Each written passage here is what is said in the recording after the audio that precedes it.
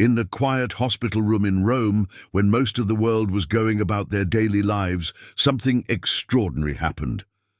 Pope Francis, the beloved leader of over 1 billion Catholics worldwide, spoke his final words. But they weren't addressed to world leaders or fellow clergy. They weren't grand statements that would echo through the halls of the Vatican. Instead, in a moment that has touched hearts around the globe, the Holy Father's last words were spoken to a humble nurse who had been caring for him during his final hours. Today, we're going to reveal what those words were and why the Vatican has kept them hidden until now. Welcome to this special presentation. If you're hearing this story for the first time, you're about to discover a profound message that might change the way you think about faith, compassion, and what truly matters at the end of our journey on Earth. The news of Pope Francis's passing sent shockwaves throughout the world. Church bells rang from Rome to Rio de Janeiro, from Manila to Madrid. People gathered in St. Peter's Square, holding candles, praying, and sharing memories of a pope who had touched their lives in countless ways. For many, Pope Francis wasn't just the head of the Catholic Church. He was a voice for the poor, a champion of mercy, and a humble servant who preferred simple shoes to ornate papal slippers. His final days were marked by the same humility that defined his papacy. And it was in these final moments that something happened which the Vatican has only recently chosen to share with the world. As the Pope's health began to decline, he was moved to a private room in Gemelli Hospital in Rome, the same hospital where he had been treated several times during his papacy. The room was simple, with a window overlooking the eternal city that he had served for years. The medical team attending to him included doctors, specialists, and a rotation of nurses who provided round-the-clock care. Among them was a nurse named Marco, a man in his 40s who had been working at the hospital for over 15 years. What no one knew then was that Marco would become the recipient of words that would soon resonate throughout the Vatican and beyond. On that fateful evening, as the sun was setting over the dome of St. Peter's Basilica, visible from the hospital window, Pope Francis's condition worsened. Cardinals were notified, prayers were intensified, and the faithful around the world held their breath. In the room, only a few Vatican officials and medical staff remained. Marco was adjusting the Pope's pillow when something unexpected happened. The Pope, who had been drifting in and out of consciousness, suddenly opened his eyes with remarkable clarity. He gestured for Marco to come closer. The nurse leaned in, expecting perhaps a request for water or a simple comfort. Instead, what he heard would stay with him forever. The Pope's voice was weak, but his words were clear. He looked directly into Marco's eyes and spoke from his heart. These words, initially kept private out of respect, have now been revealed by the Vatican after much consideration. What he said in that quiet moment has changed the way many within the Vatican view the Pope's mission, and perhaps even the future direction of the Church itself. But before we reveal those words, it's important to understand why they carry such weight, and why the Vatican waited until now to share them with the world. Throughout his papacy, Pope Francis was known for his spontaneous gestures and unscripted moments. From washing the feet of prisoners to embracing people with severe disfigurements, he repeatedly broke protocol to show the human face of God's love. He was a pope who spoke directly to the people, often departing from prepared remarks, to share what was truly on his heart. So perhaps it shouldn't surprise us that his final message wasn't delivered in a formal papal blessing or encyclical, but in a personal moment with someone who represented what he valued most: humble service to others. The relationship between Pope Francis and the medical staff who cared for him was always marked by mutual respect. Former papal spokesman Matteo Bruni once noted that the Pope knew most of the hospital staff by name and would ask about their families. He treated everyone with the same dignity, whether they were renowned cardiac surgeons or the people who cleaned his room. This consistent demonstration of respect earned him deep affection from those who worked at Gemelli Hospital. Marco was no exception. Though not particularly religious himself, he had told colleagues that there was something special about caring for the Pope, not because of his title, but because of the genuine gratitude and kindness he showed to everyone around him. The Vatican's decision to reveal the Pope's last words came after months of internal discussions among the College of Cardinals and the new Pope who succeeded Francis. Some felt these words were too personal, too intimate to share with the public. Others believed they contained a message that the faithful needed to hear, especially in these challenging times. The debate itself reveals something profound about the nature of these words and their potential impact. They weren't just the fading whispers of a dying man. They carried weight, meaning, and possibly even a final teaching from a pope who had always sought to bring the church closer to the people. It serves. What makes this revelation even more remarkable is the context in which it occurs. In recent years, the Catholic Church has faced numerous challenges: declining attendance in many parts of the world, ongoing controversies, and questions about its relevance in modern society. Pope Francis had spent his papacy trying to address these issues by emphasizing mercy over judgment, inclusion over exclusion, and simple faith over complicated theology. His final words, spoken not to the powerful but to a working nurse, seemed to be a culmination of this approach, a final reminder of what he believed mattered most. The moments leading up to the Pope's final words were described by those present as having an unusual quality, a stillness that felt almost sacred.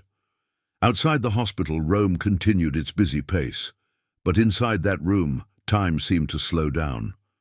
Cardinal Pietro Parolin, who was present in the hospital, though not in the room at that exact moment, later described sensing something different in the air that evening. He couldn't explain it precisely, but said it felt as though heaven was drawing near to earth. Others present reported similar feelings, a sense that something profound was taking place beyond the mere medical reality of a man approaching death. Marco would later recall that the Pope's eyes, which had been clouded with pain and medication, suddenly seemed to clear in those final moments. It was as if he was fully present again, Marco told Vatican officials. Not just his body, but his complete self, his spirit, his mind, his heart. Everything was there in his gaze. This remarkable clarity in what would be his final conscious moments lends an almost mystical quality to what happened next. The Pope, who had always emphasized being fully present to others, was, in his last moments, fully present himself. When the news of the Pope's passing was announced to the world, there was an outpouring of grief unlike anything seen in recent times. World leaders issued statements, flags flew at half-mast, and ordinary people shared their personal connections to a Pope who had touched their lives through his words, his actions, or simply his smile. What no one knew then was that his very last words hadn't been spoken to the world at large, but whispered to a nurse who had been faithfully performing his duty. In this, as in so many things, Pope Francis's final act reinforced what he had taught throughout his life, that true greatness lies in personal connection, in seeing the individual amid the crowd. As the Vatican prepared for the funeral and the world mourned, Marco kept the Pope's words to himself. He had been instructed by Vatican officials to maintain confidentiality out of respect for the solemnity of the moment and to give the Church time to process its loss. But those words weighed heavily on him. He would later tell a Vatican investigator that he felt as though he had been entrusted with something precious, like carrying a small flame that shouldn't be allowed to go out. This sense of responsibility speaks to the impact the Pope's words had on him, even as someone who didn't consider himself particularly devout. The funeral of Pope Francis brought together people from all walks of life. World leaders stood alongside homeless people who had been invited at the specific request in the Pope's will. In death, as in life, he broke down barriers and reminded the world that in the eyes of God all are equal. During the funeral mass, the homilist spoke about the Pope's special concern for those on the margins of society, his efforts to reform the Church, and his deep personal prayer life. What wasn't mentioned, because it wasn't yet known to most, was the profound message he had left with a hospital nurse, a message that would soon reach far beyond the walls of the Vatican. Weeks passed, and as the Church began the process of selecting a new pope, discussions began about Pope Francis's legacy. What would be remembered most about his papacy? His reforms, his encyclicals, his impromptu press conferences on papal flights? As these conversations unfolded, Marco continued his daily work at the hospital, carrying within him the words that the Pope had shared. The weight of them and the responsibility he felt eventually led him to request a meeting with Cardinal Parolin. It was time, he felt, to ensure that these words wouldn't be lost to history. The meeting between Marco and Cardinal Parolin took place in a small office near St. Peter's Basilica. Present were the Cardinal, a papal secretary, and a Vatican notary to officially document what would be shared. Marco, nervous but determined, recounted everything he remembered about those final moments with Pope Francis. The room fell silent as he repeated the exact words the Pope had spoken to him. According to those present, Cardinal Parolin's eyes filled with tears as he listened. When Marco finished speaking, the Cardinal simply said, "This must be shared with the faithful. This is a gift to the Church and to the world." What Pope Francis said in those final moments revealed a depth of wisdom and compassion that surprised even those who knew him well. His words weren't about church politics or grand theological concepts. They weren't instructions about the future of Catholicism or messages for world leaders. Instead, they were deeply personal, profoundly human, and centered on what he had always emphasized: the transformative power of love and mercy in individual lives. The words he spoke to Marco that day have now become part of his legacy, perhaps even more powerful than the many encyclicals and apostolic exhortations he wrote during his papacy. The Vatican's announcement that it would reveal the Pope's last words came after the conclave had elected his successor. Some speculated that this timing was deliberate, a way to ensure that these words wouldn't influence the selection of the new pope. Others suggested it was simply a matter of giving the Church time to grieve before sharing something so personal. Whatever the reason, the announcement itself created tremendous interest around the world. People of all faiths, and even those with no religious affiliation, waited to hear what this beloved global figure had said in his final moments. The revelation came through an official Vatican statement, followed by a press conference attended by Cardinal Parolin, other Vatican officials, and, somewhat unusually, Marco himself. The nurse appeared uncomfortable with the attention, but determined to honor the Pope's memory by sharing his experience accurately. He described not just the words themselves, but the way they were delivered, with clarity, with purpose, and with what he called a love that filled the room. His first-hand account added a powerful dimension to the official announcement, making it not just a statement from the Vatican, but a human story that people around the world could connect with. What the Pope said to Marco in that hospital room reflected the essence of his papacy, and many would say the core of Christian teaching itself. In a world often divided by politics, ideology, and religion, his final message cut through these divisions to touch something universal in the human experience.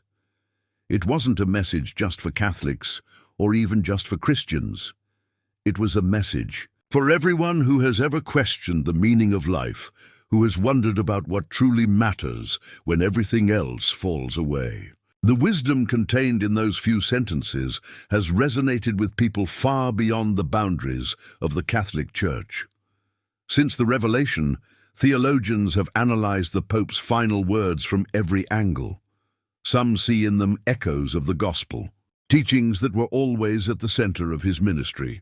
Others note connections to the writings of his namesake, St. Francis of Assisi, who also emphasized simplicity and service. Still others have pointed out parallels to the final teachings of other spiritual leaders throughout history.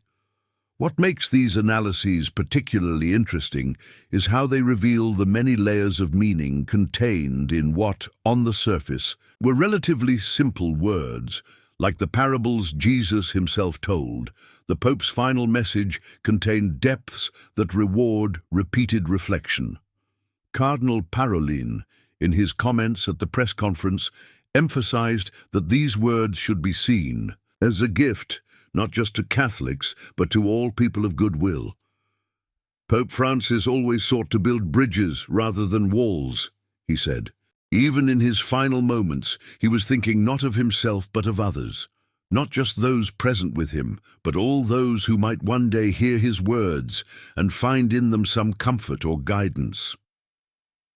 This universal quality is perhaps why the Vatican ultimately decided that these words needed to be shared beyond the immediate circle of church leadership. They represented not just a private moment, but a final teaching from a man who had dedicated his life to spreading a message of love. The impact of the Pope's last words has been felt far beyond religious circles. Mental health professionals have noted how they offer wisdom about what brings true peace at the end of life. Medical schools have incorporated this story into discussions about compassionate care for the dying. Even business leaders have found in the Pope's final message insights about what constitutes meaningful work and authentic leadership. What he said in that hospital room has transcended religious boundaries to become part of a broader conversation about human values and what constitutes a life well lived. Marco, for his part, has struggled with his unexpected role in this historic moment. In one rare interview granted to an Italian newspaper, he said, "I was just doing my job. I never expected to be part of something that would touch so many people." His humility in the face of global attention has itself become part of the story, a living embodiment of the values Pope Francis championed throughout his life. Marco has declined most interview requests and continues to work at Gemelli Hospital, caring for patients with the same dedication he showed to the Pope. In this way, he honors the message entrusted to him perhaps more eloquently than any words could express. What has been most striking about the response to the Pope's final words is how they have crossed boundaries that often divide us. People who never paid much attention to Pope Francis during his life have found themselves moved by what he said at its end. Those who disagreed with some of his positions or policies have acknowledged the wisdom and compassion in his final message. In a time of increasing polarization, these words have achieved something rare. They have created a moment of shared reflection across different faiths, cultures, and political perspectives. The Pope, who worked for unity throughout his life, achieved a measure of it even after his death. The revelation of these words has also sparked renewed interest in Pope Francis's teachings during his papacy. Publishers report increased sales of his books and encyclicals, while online searches for his quotes and homilies have surged. Many people seem to be discovering or rediscovering his message through the lens of these final words, finding new meaning in teachings they might have previously overlooked. This ripple effect suggests that his influence may continue to grow rather than diminish with time, that what he said to Marco in that hospital room may ultimately amplify everything else he tried to communicate during his years as Pope. In the months since this revelation, pilgrimages to Rome have increased significantly. People from around the world come to visit St. Peter's Basilica, where Pope Francis is buried, but many also make their way to Gemelli Hospital, leaving flowers and notes outside the building where he spoke his final words. Hospital administrators, initially overwhelmed by this unexpected attention, have created a small memorial space where visitors can reflect and pray. This spontaneous pilgrimage site speaks to the deep connection many feel to what happened in that hospital room. A recognition that something profound took place there, something worth remembering and honoring. What the Pope said to Marco, that evening wasn't just meaningful in its content, but in its context. He could have directed his final thoughts to church leaders about institutional matters. He could have made a grand statement for history. Instead, he chose to speak person to person, with someone who represented everyday compassion and service. In doing so, he embodied what he had often taught, that God is found not primarily in theological abstractions or ecclesiastical structures, but in human relationships marked by kindness and care. His choice of audience for his final words was itself a message about where he believed the sacred could most truly be encountered. The words Pope Francis spoke to Marco that evening were simple yet profound. As he looked into the nurse's eyes, his voice growing stronger for just a moment, he said, "Thank you for your hands. All these years, I've blessed people with my hands, but it's hands like yours that show what blessing truly means. You touch pain with kindness. You meet suffering with tenderness. This is where God is found, not in power, but in gentle service. Remember this always. The church must be like a field hospital, and all of you are its heart. What you do here, this is the gospel living and breathing." Then, squeezing Marco's hand, he whispered something that made the nurse's eyes fill with tears. Words that the Vatican has confirmed, but that Marco says touched him too deeply to share publicly. What he said in that low voice completely changed how the Vatican views the Pope's mission, and has sparked intense discussions among church leaders about returning to the fundamental teachings of compassion and service that Jesus emphasized.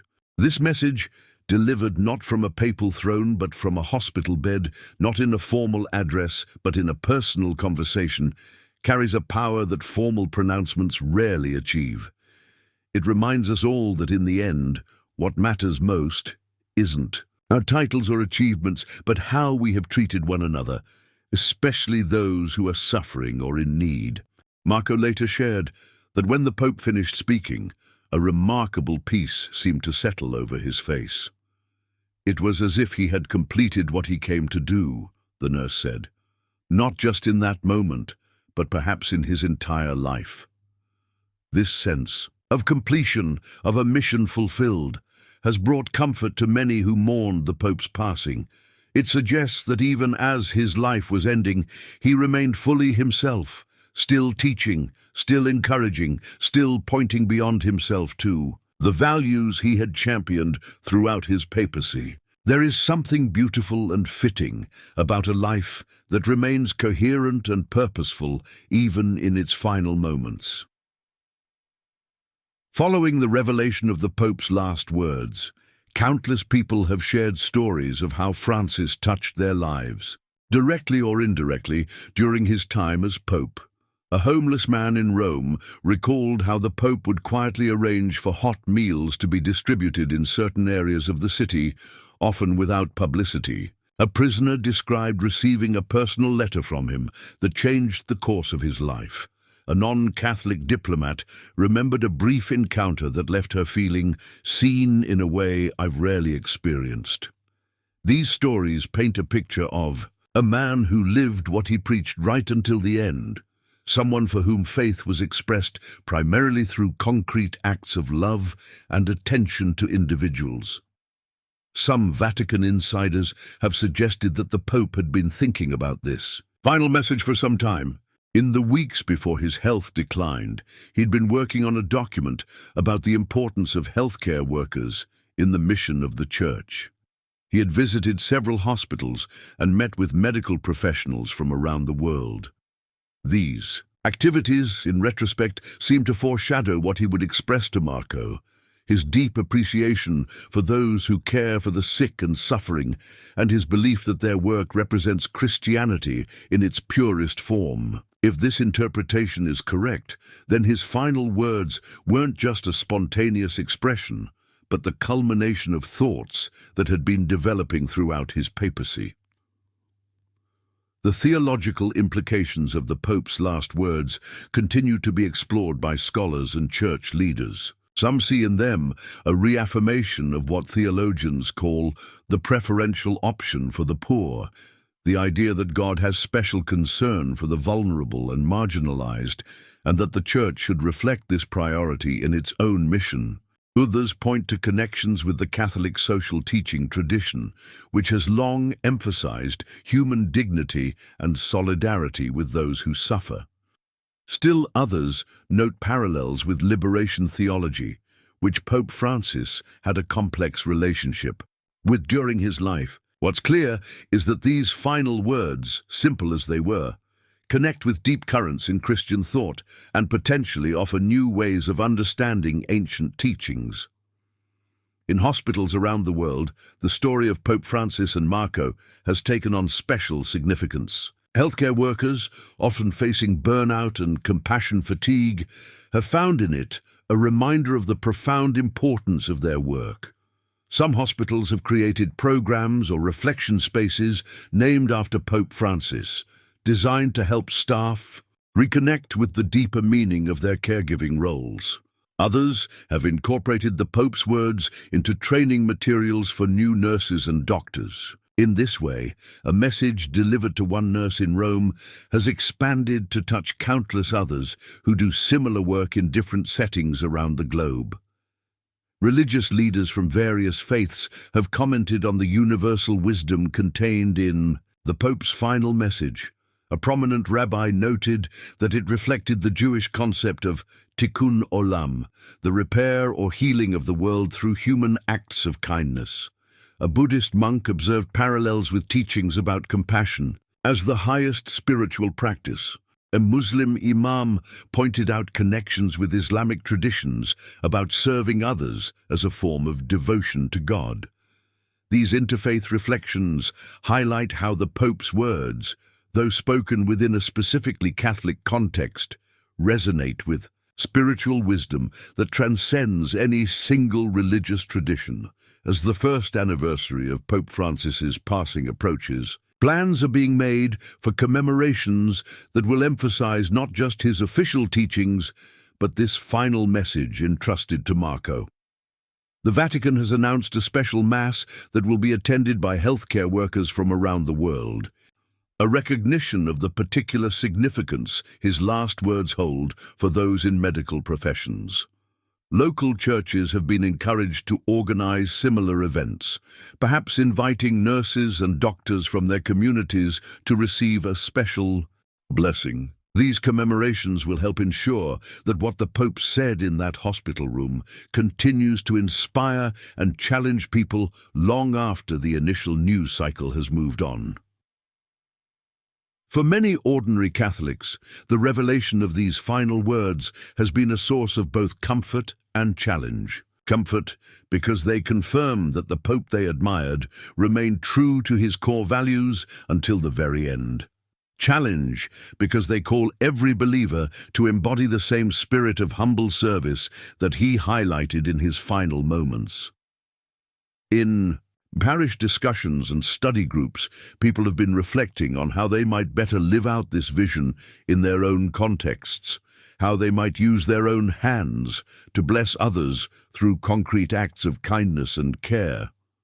This practical application of the Pope's message may ultimately be its most important legacy. The story of Pope Francis's final words reminds us of something essential about human life, that in our final moments, what matters most is rarely what we might expect. Not wealth or status or achievement, but connection. Not grand statements for posterity, but authentic presence with another person. Not complex theology, but simple kindness. In choosing to address his final words to Marco, in making his last earthly conversation one of gratitude to someone who had cared for him, the Pope offered a final teaching about what constitutes a good life and a good death, It's a teaching that requires no religious faith to appreciate, though those with faith may find in it additional layers of meaning. Marco continues to process what it meant to be present for such a profound moment. In his rare public appearances, he emphasizes that he doesn't see himself as special, just fortunate to have been there when the Pope needed care.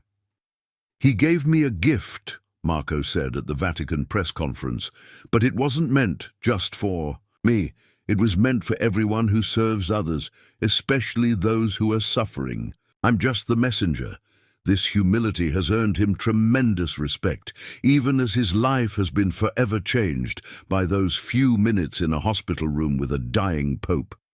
He has declined all offers to write books or give paid speeches, preferring to let the Pope's words speak for themselves.